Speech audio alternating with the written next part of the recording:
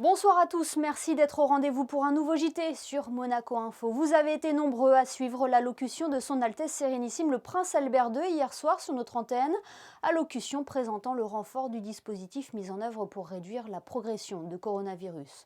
Le gouvernement princier a donné aujourd'hui une conférence de presse pour détailler ces nouvelles dispositions qui entrent en vigueur ce samedi. Reportage, analyse, nous reviendrons largement sur ces annonces dans ce journal.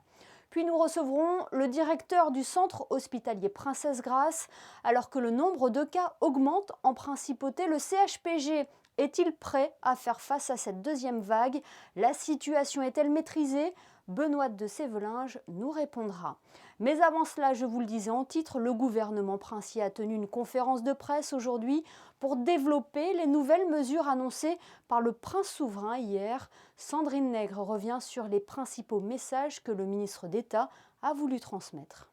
Un appel à ne pas baisser la garde, à respecter les gestes barrières et à rester vigilant. Le ministre d'État Pierre Dartout demande à l'ensemble de la population de poursuivre cette discipline indispensable afin de lutter contre la pandémie. Le souverain parlait jeudi soir dans son allocution d'être ensemble pour surmonter cette épreuve. Eh bien, les propos du ministre d'État soulignent aussi cette nécessité. La rigueur est de mise, car si en principauté la situation n'est pas aussi critique que dans le pays voisin, elle s'est tout de même aggravée. Le taux d'incidence qui traduit le nombre de cas positifs enregistrés sur les 7 derniers jours rapporté à 100 000 habitants. Ce taux a été, il y a 4 semaines, de 32. Il est passé à 82, puis à 108, et il est maintenant à 168. Un terme a ainsi été utilisé à plusieurs reprises, celui de responsabilité collective, mais aussi et surtout individuelle. Dans cette crise sanitaire, chacun a un rôle et ne doit pas l'oublier. La réussite repose sur la mobilisation de toutes les générations. Notre sens civique doit être en alerte au quotidien, y compris au cœur de nos domiciles. Il y a des choses qui ne peuvent pas faire l'objet d'une réglementation. Mais il faut bien comprendre que la décision d'instituer un couvre-feu répond à cette volonté de faire en sorte que soient limitées le plus possible les présences extérieures dans l'environnement strictement familial, dans une maison ou un appartement. La lutte contre cette pandémie est donc l'affaire de tous. Pierre Dartout a d'ailleurs rappelé que sous l'autorité de Son Altesse Sérénissime le Prince Albert II, le gouvernement, le Conseil national, la mairie, le centre hospitalier Princesse Grace et de nombreuses entités travaillent ensemble. Les mesures plus rigoureuses annoncées en cette fin de semaine pourront bien être intensifiées en fonction de l'évolution de la situation. Un appel donc à la responsabilité de chacun. Frédéric Elion, bonsoir. Des précisions ont été apportées lors de cette conférence de presse. Quelles sont les informations à retenir, Frédéric ? Oui, je vous rappelle tout d'abord, Émilie, l'information principale, il n'y aura pas de confinement à Monaco. La situation sanitaire ne le justifie pas, selon le ministre d'État, Pierre Dartout. Un couvre-feu sera instauré de 20h à 6h du matin afin de maintenir une liberté de déplacement et donc de permettre à beaucoup d'activités économiques de continuer à fonctionner.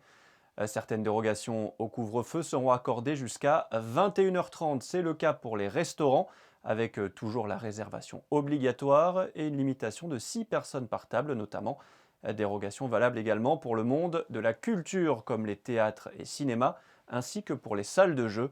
Il faudra obligatoirement justifier d'une attestation venant des établissements concernés. Autre mesure importante, le port du masque sera désormais obligatoire dans tous les espaces publics et les parties communes comme les parkings, les halls d'immeubles ou encore les ascenseurs. Les commerces, les entreprises, les établissements scolaires jusqu'à l'université et les chantiers du BTP restent ouverts dans les horaires non couverts par le couvre-feu, avec pour les établissements scolaires un protocole sanitaire renforcé à la cantine et en matière d'aération des locaux. A contrario, les bars, les salles de sport, les piscines et les spas sont contraints à la fermeture. Le recours au télétravail est fortement recommandé, aussi bien dans le secteur privé que public. Enfin, Émilie, confirmation d'une dernière information, Les épreuves sportives professionnelles pourront bien se dérouler, mais à huis clos. Toutes ces mesures entreront en vigueur dans la nuit de samedi à dimanche, donc à partir de dimanche minuit, et ce jusqu'au 30 novembre à minuit.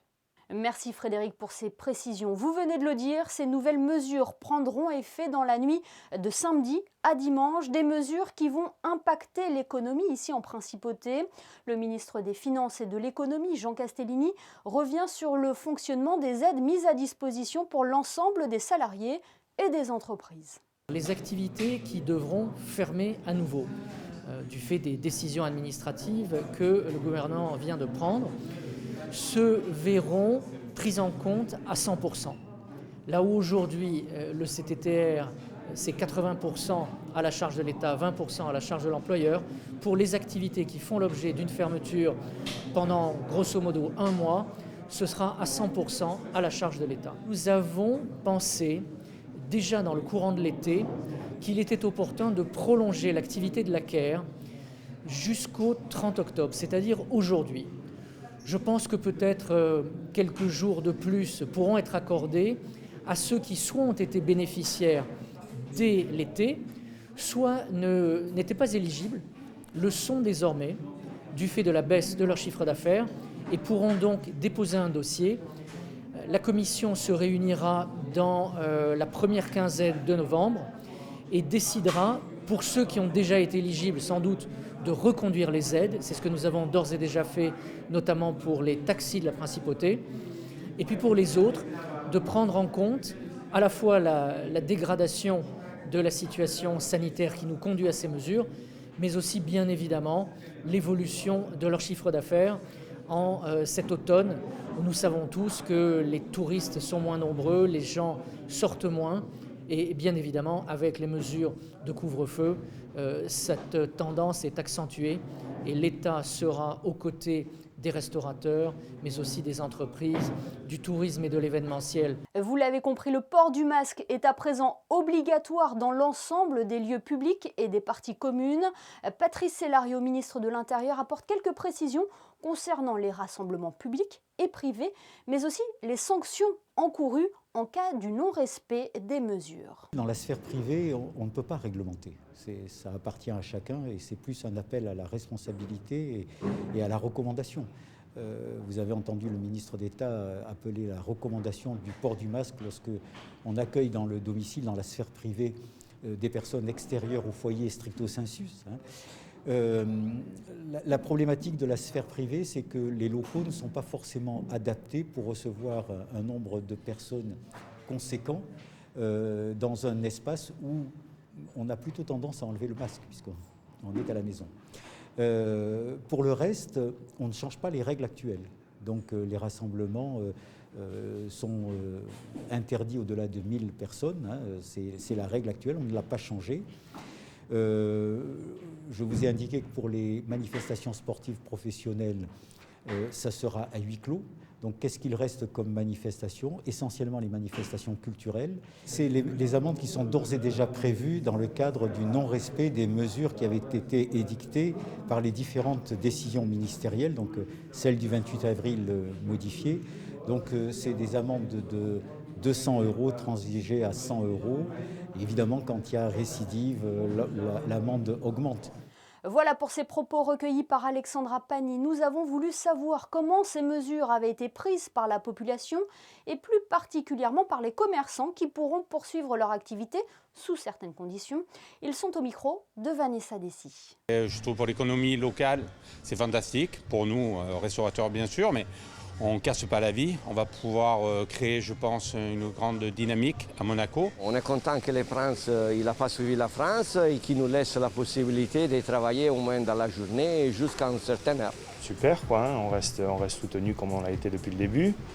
Donc on est pleinement, moi personnellement je suis pleinement satisfait de pouvoir rester ouvert. On est très content d'avoir pu ouvrir parce que par rapport à la France, on se rend compte que on est chanceux de pouvoir continuer à accueillir nos clients. Je trouve que ça va faire un réseau vraiment de soutien et c'est une très très bonne décision et je trouve des plus logiques. Et nous on reste quand même un petit peu sous cette petite bulle donc on est satisfait. Maintenant il faut voir si l'activité va reprendre effectivement. On a quand même un espoir de pouvoir venir à travailler, continuer à travailler, sortir de la maison et mentalement ça sert beaucoup. On a certains clients français mais c'est surtout des gens qui travaillent sur Monaco.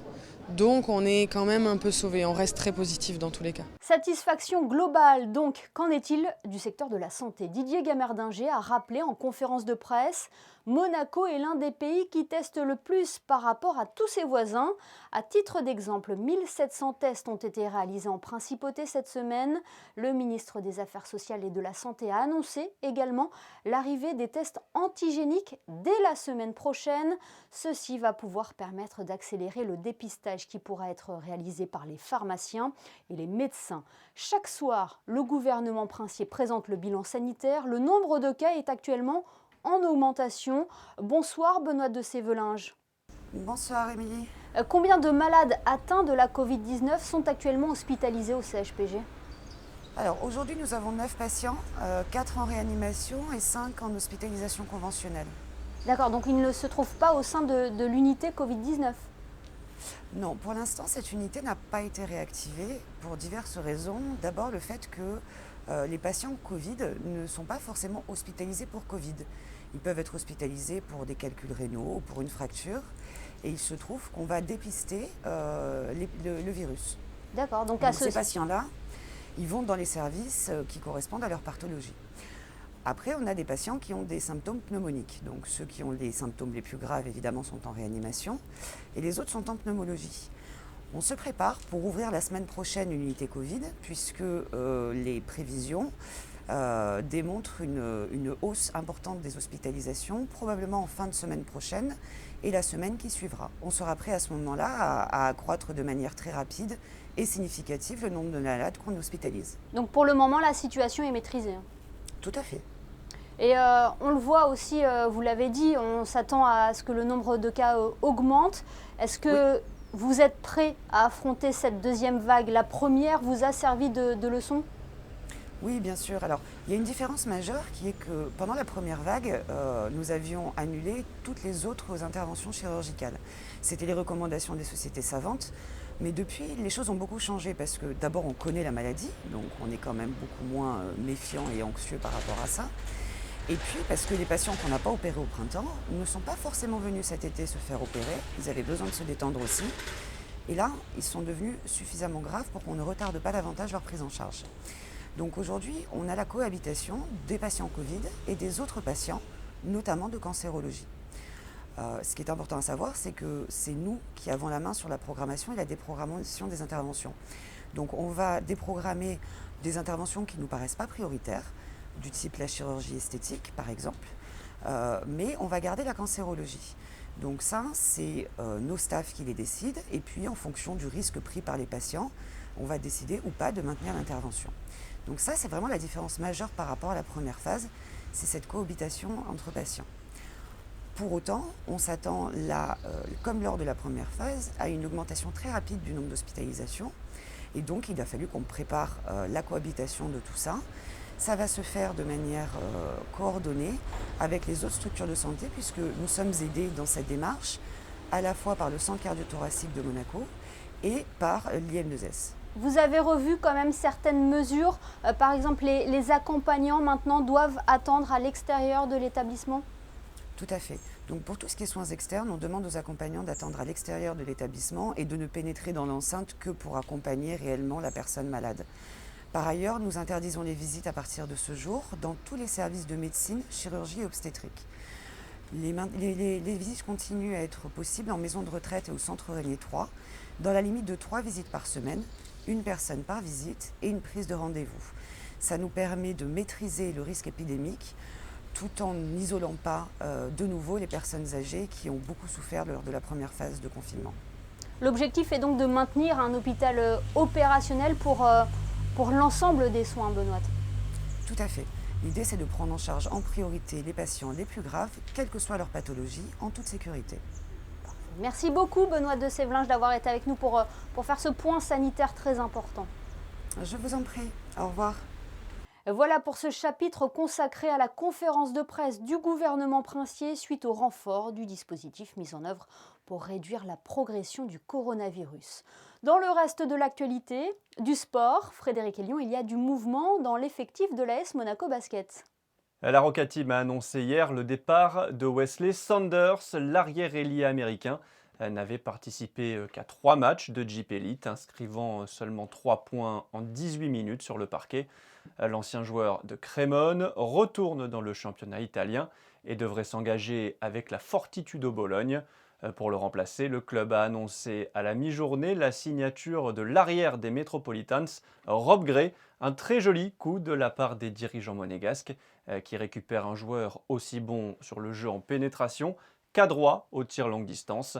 Gray tournait à 14,5 points de moyenne en Eurocup en seulement 18 minutes de présence sur le parquet et avait inscrit 17 points lors de la victoire de Boulogne-le-Valois à Gaston-Médecin fin septembre. Autre information, l'annulation d'un nouvel événement en Principauté. Effectivement, Émilie, nous évoquions hier le report du début de la saison de Top 12 en gymnastique ou encore celui de la prochaine journée de Jeep Elite en basket. Aujourd'hui, le comité d'organisation du Challenge Prince Albert II vient d'annoncer l'annulation de sa traditionnelle et prestigieuse compétition d'aviron de mer organisée en Principauté, toujours à cause du contexte sanitaire. Le comité d'organisation donne déjà rendez-vous aux rameurs et rameuses au premier week-end de décembre 2021 pour la 16e édition du Challenge d'aviron de mer. Et on termine par cette conférence qui a eu lieu hier soir à la Maison de France, Frédéric. Oui, une conférence de Christian Loubet sur le thème « Toulouse-Lautrec, entre Degas et Picasso dans les coulisses d'une belle époque ». Un événement initialement programmé le 10 juin dernier, mais qui avait dû être reporté à cause de la situation sanitaire. Cette soirée organisée dans le cadre du cycle de conférences Culture et Francophonie de la Maison de France s'est finalement tenue hier soir. L'occasion d'en savoir plus sur la vie d'Henri de Toulouse-Lautrec et notamment sur sa peinture influencée par Edgar Degas. Merci Frédéric. Restez avec nous d'ailleurs puisque vous avez rencontré Doriane Démé dans le cadre de notre série de reportages consacrée aux femmes dans la sûreté publique. Elle est aiguilleur de l'information. Faisons plus ample connaissance avec elle dans votre reportage. C'est la dernière recrue du Centre de supervision et de commandement opérationnel de la sûreté publique. Après avoir intégré l'école de police en septembre 2014, suivi d'une année de stage au sein des 3 unités de police urbaine et d'une affectation sur le secteur de la Condamine, Doriane Démé intègre en février dernier le CSCO en tant qu'aiguilleur de l'information. Nous gérons tout ce qui est appel d'urgence. Donc parmi les appels d'urgence, on a des appels qui peuvent provenir de la ligne police-secours. Donc lorsqu'une personne en danger compose le 17, par exemple. Nous avons également des déclenchements d'alarme qui sont des appels d'urgence. Il y a beaucoup d'établissements sur la Principauté de Monaco dits sensibles qui sont reliés ici par un système d'alarme. Donc par exemple un personnel qui va déclencher l'alarme au sein de son établissement, nous on va en être informés dès l'instant puisque une sonnerie va retentir ici sur nos écrans. Ce qui va nous permettre d'appliquer un protocole d'intervention défini selon la nature du déclenchement. Le CSCO, c'est une équipe de 25 personnes, 8 superviseurs, 14 aiguilleurs de l'information et 3 représentants de l'état-major. Le service est assuré de jour comme de nuit avec une présence policière 24 heures sur 24. J'ai choisi d'intégrer ce centre parce que pour découvrir d'abord une autre facette de ce métier. Ce qui m'a attirée, c'est ce côté très dynamique puisqu'on est en interaction avec différents services, avec les unités opérationnelles sur le terrain, les autorités, la police judiciaire et d'autres encore. Nous avons un dispositif de vidéoprotection avec plus de 950 caméras disposées dans toute la Principauté, ce qui nous permet de participer à la prévention générale de la délinquance au moyen de la vidéoprotection. Donc si vous voulez, on fait le même travail en quelque sorte que nos collègues sur le terrain, mais au moyen d'outils technologiques. Ces caméras nous permettent également d'effectuer des recherches, notamment dans le cadre d'enquête. Le CSCO gère également le réseau radio qui permet de transmettre en temps et en heure les informations opérationnelles aux effectifs sur le terrain et de les diriger sur les différentes interventions. On rejoint Frédéric Elion pour les prévisions météo. Quelle est la tendance pour le début du week-end, Frédéric? Un temps variable, Émilie. Si la matinée sera bien ensoleillée, le ciel deviendra nuageux, voire très nuageux dans l'après-midi. Côté température, il fera 13 degrés le matin et 17 l'après-midi. Le soleil se lèvera à 7h04 pour se coucher à 17h23. Samedi 31 octobre, nous fêterons les Quentins. Ce journal est à présent terminé. Je vous en rappelle le principal titre. Le gouvernement princier a détaillé les nouvelles mesures annoncées par son Altesse Sérénissime le Prince Albert II. Pas de confinement, un couvre-feu avec des dérogations et le port du masque obligatoire. Les commerces restent ouverts et comme l'a rappelé le ministre d'État Pierre Dartout, il en va de la responsabilité de chacun d'entre nous. On se quitte avec les photos de Michael Alési, des images auxquelles il va falloir s'habituer en principauté à l'heure du couvre-feu. À demain pour une nouvelle édition sur Monaco Info.